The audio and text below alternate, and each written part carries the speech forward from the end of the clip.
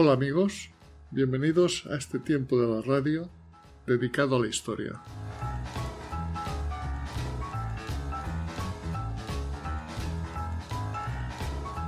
Hoy, nuestro viaje en el tiempo nos llevará a un Madrid gris, en el invierno de 1973, a una España que contaba los días con un rum rum sordo, con la pregunta que todos hacían pero nadie pronunciaba en voz alta. ¿Qué pasará cuando Franco falte? En ese escenario de incertidumbres, un hombre era la pieza clave, el garante de que todo siguiera igual, el almirante Luis Carrero Blanco, el presidente del gobierno, el Delfín, el hombre de confianza del dictador. Y en ese escenario ocurrió algo que nadie creía posible, un acto de una audacia terrorífica que marcaría el principio del fin de una era. Esta es la historia del atentado que lo cambió todo. Una historia llena de sombras, preguntas sin respuestas y coincidencias inquietantes.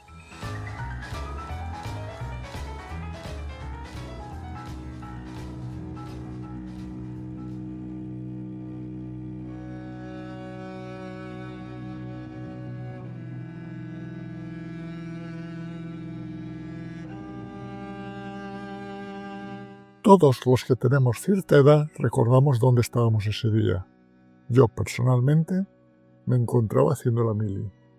Aquel 20 de diciembre había pedido un día libre para ir a una entrevista de trabajo.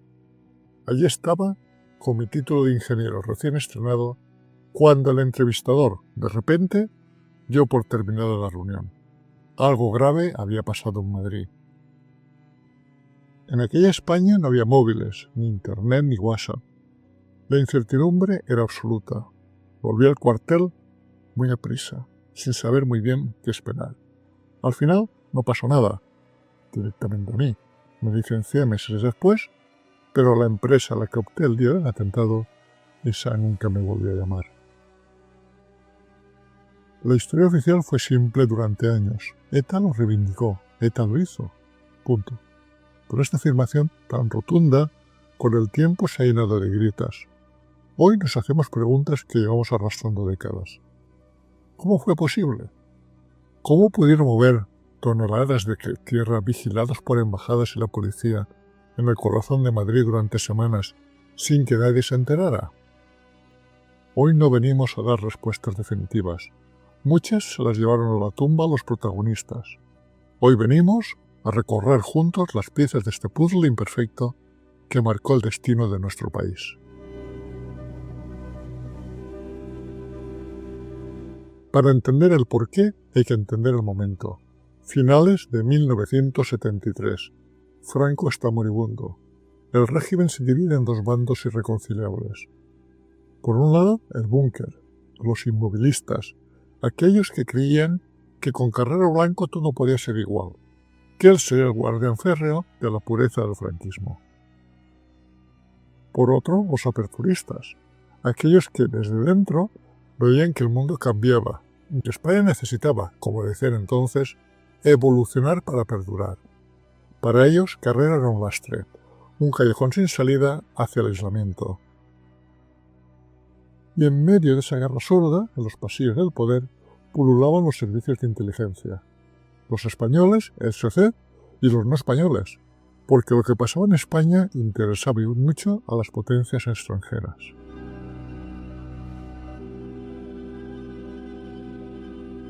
En el otro lado estaba la banda terrorista ETA, que se fundó en 1959. Ese año, un grupo de jóvenes nacionalistas radicales vascos, procedente de Quín, la rama juvenil del Partido Nacionalista Vasco, fundaron ETA, por el descontento que tenían ante la moderación de este partido político, ante la política franquista que reprimía duramente la cultura y la identidad vasca. Desde su fundación hasta 1967, sus acciones fueron de baja intensidad, limitándose a pintadas, explosivos de poca potencia y a un intento de descarrilar un ferrocarril en 1961, cosa que no consiguieron. La organización tenía en el País Vasco su escenario para la lucha contra el franquismo y por su independencia. Fue a partir de la quinta asamblea de ETA, realizada en marzo del 67, cuando ésta se radicalizó evolucionando hacia una organización independentista, nacionalista y violenta, poniendo el acento en la lucha armada bajo el paraguas de un nacionalismo revolucionario. La primera víctima mortal de ETA se produjo el 7 de junio de 1968, cuando el guardia civil José Ángel Martínez sorprende a 2 militantes de ETA en la Nacional 1 manipulando unos explosivos. Uno de ellos, Xavi Echevarrieta, dispara sobre el guardia matándolo. Desde esta primera acción hasta 1973, todos los movimientos de ETA se producen en el País Vasco. En ningún momento se habían planteado salir de ese territorio para reivindicar sus objetivos.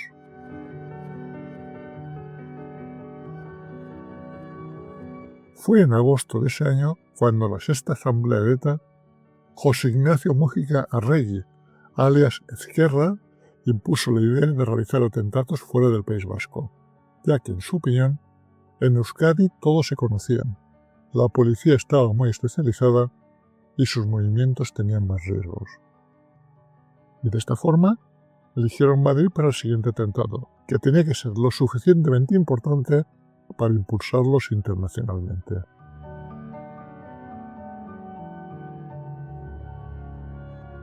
La operación fue de una meticulosidad pasmosa. Los terroristas alquilaron un sótano en el número 104 de la calle Claudio Coello. Se hicieron pasar por escultores. Su líder, Javier Larreategui, alias Achulo, se disfrazó con gafas y bigote postizo para engañar al portero. Pactaron un alquiler de 5.500 pesetas al mes, pero cometieron un error crucial. Dieron como referencia su propio piso franco en la calle Mirlo 1, en el barrio de Carabanchel, lo que luego permitiría a la policía acceder a él mismo tras el atentado.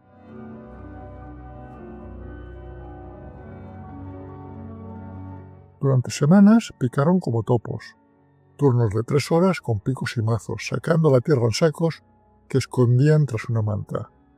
Para disimular el ruido, decían estar esculpiendo piedra. Excavaron un túnel de 3 metros de largo bajo la calzada, justo por donde pasaba cada mañana el Dodge Dart del almirante.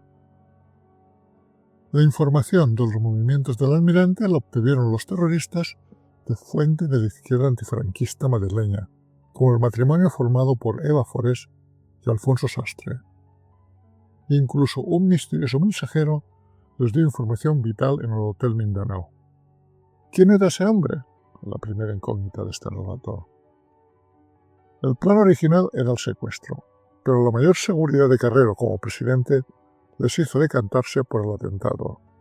Y aquí, la precisión del mismo roza lo inexplicable.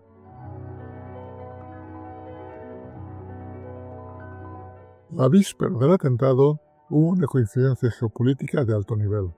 El secretario de Estado estadounidense Henry Kissinger llega a Madrid para reunirse con Carrero Blanco. Los temas sobre la mesa eran explosivos. España quería desarrollar su propio armamento nuclear, algo que a Estados Unidos le horrorizaba. Se renegociaban las bases americanas y Carrero pedía más dinero. También se hablaba de la OTAN, pero con la condición de incluir a Ceuta y Melilla, algo inaceptable para los americanos. La reunión oficialmente fue cordial. Extraoficialmente fue un fracaso. Kissinger, quizá decepcionado, decidió no dormir en la embajada de Estados Unidos, situada a escasos metros del sótano de Claudio Coello, y voló a París a pasar la noche.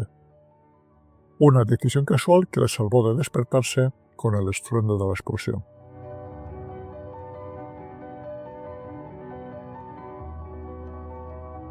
Esa misma noche, los terroristas tomaron también una decisión extraña. Por primera vez, nadie dormiría en el sótano donde ya tenían todo preparado para el atentado. Y aquí nace una de las teorías más inquietantes. Algunos periodistas y testimonios posteriores defienden que esa misma tarde fue sacada de la base conjunta militar de Torrejón de Madrid explosivos del tipo C4, más potente que la dinamita, y que esas mismas personas, aprovechando que no dormía nadie en Claudio Coello, cambiaron el tipo de explosivos. El relato que hicieron los terroristas sobre el origen de los explosivos es que esa dinamita procedía de un robo realizado en Hernani y que fue transportada por el propio Ezquerra en coche hasta un descampado próximo a la estación de Renfe en Burgos. Allí se citaron con Antonio Lorza, alias Willy, y Daniel Anzuategui y José Ramón Lequerica, y depositaron 2 bolsas y 2 maletas con 80 kilos de dinamita, 2 rollos de cable de 100 metros cada uno y una decena de detonadores, unos eléctricos y otros normales, que siguieron su camino hacia Madrid. Estas afirmaciones nos añaden una incógnita más a este atentado, pues en este caso sobre el origen y la potencia de la carga explosiva. A estas discrepancias hay que añadir el informe técnico que realizaron expertos policías que trataron de calibrar la naturaleza y la magnitud de la explosión a partir de los daños observados. En el mismo se indicaba de que eran necesarios un mínimo de 200 kilos de tilita colocadas en 5 cargas de 40 cada una para obtener un embudo de las características al producido. Dicha carga, transformada en explosivos plásticos, equivaldría a unos 199 kilos de XP utilizado por el ejército o a 304 kilos de dinamita normal. Esta valoración nos presenta un volumen de explosivos que deja en el aire la versión dada por los terroristas y que se inclina por el uso de explosivos más potentes a los en teoría dispuestos por el comando etarra. Ante estos hechos, se nos presentan distintas preguntas. ¿Fue la carga la que cuentan los propios protagonistas o algo distinto y de mayor potencia? ¿Hubo reemplazos o maniobras ocultas que explicaran la magnitud final de la detonación? No hay en el momento actual respuestas ciertas a estas preguntas, los que nos llevan nuevas incógnitas sobre este atentado.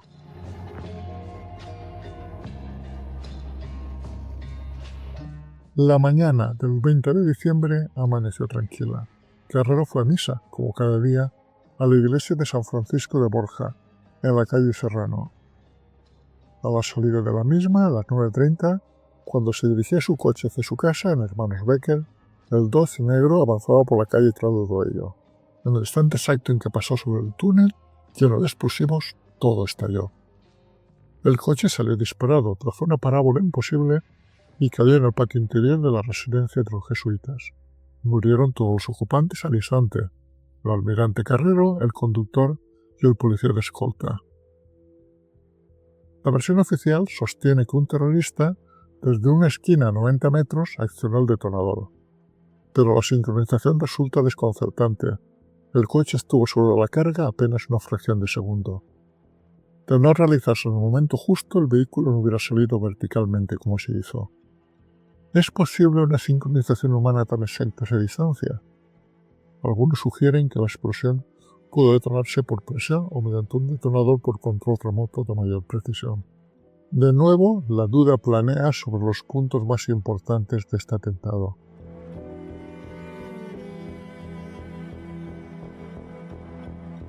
El desconcierto fue total. Al principio se habló de una fuga de gas, reforzada por el olor procedente de las conducciones reventadas.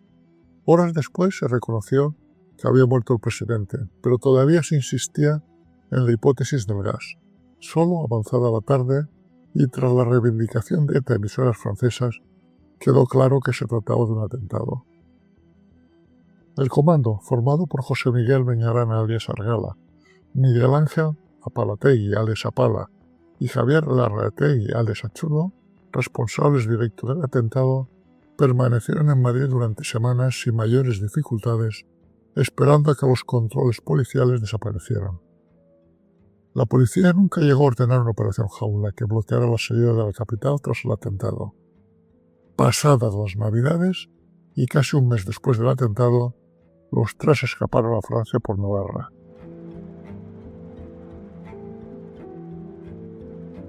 Mientras tanto, las investigaciones comenzaron con rapidez.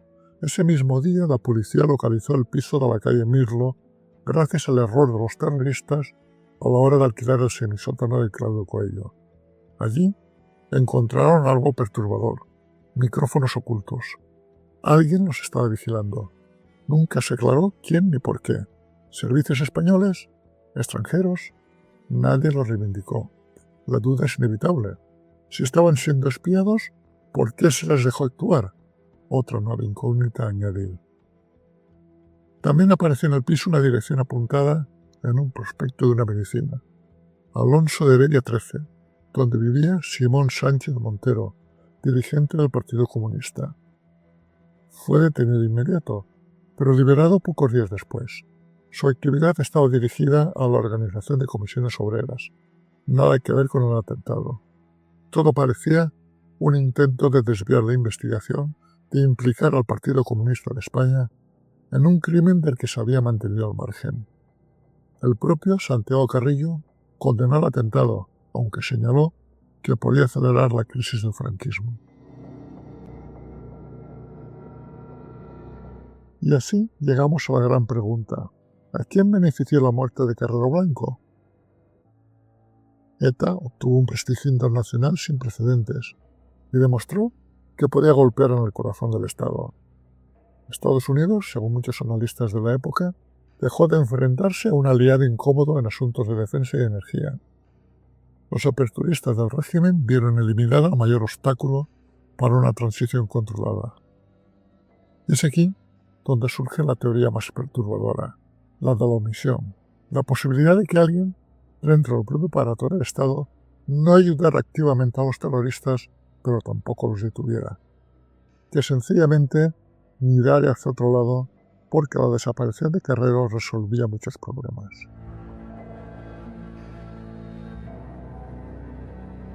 Este atentado no ocurrió en el vacío histórico. España ya conocía antes el asesinato político de presidentes de gobierno. En el siglo XIX y principios del XX, 4 fueron también víctimas del magnicidio. Juan Prim, asesinado en 1870. Antonio Cánovas del Castillo, asesinado en 1897. José Canavejas, asesinado en 1912. Y Eduardo Dato, asesinado en 1921. Aquellos hechos, cada uno en su tiempo y con sus motivaciones, recuerdan que la violencia política había dejado huella profunda en la historia española mucho antes de 1973.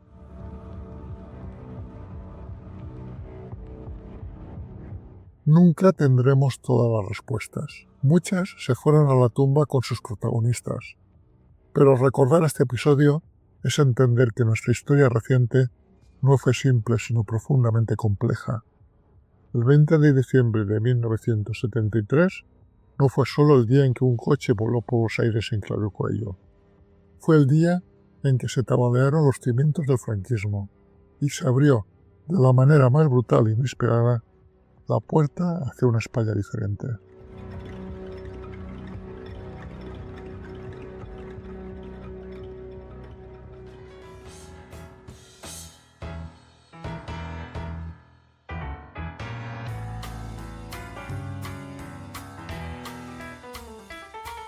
Si estás interesado en otros temas de historia, nos puedes seguir en YouTube en el canal Desde mi Retiro y en iVoox, Spotify y Google Podcast en el canal Un poco de Historia.